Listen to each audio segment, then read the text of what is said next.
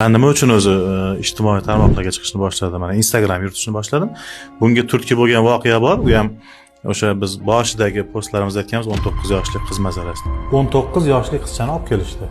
Hozirgacha u tunda o'zi bilmagan holatda siyib qo'yadi. Haqiqatda bo'lgan voqea.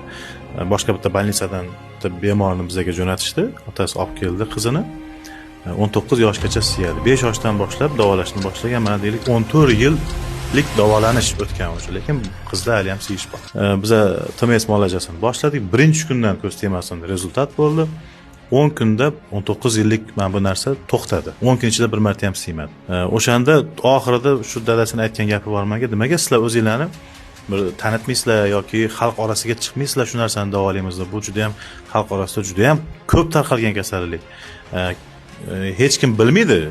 Xuddi yo'qqa o'xshab ko'rinadi, chunki bu yoq o'zbekchalik hech kim bir-biriga buni ayta olmaydi. O'sha sababdan mana shunaqa Instagram yuritishni boshlaganmiz biz.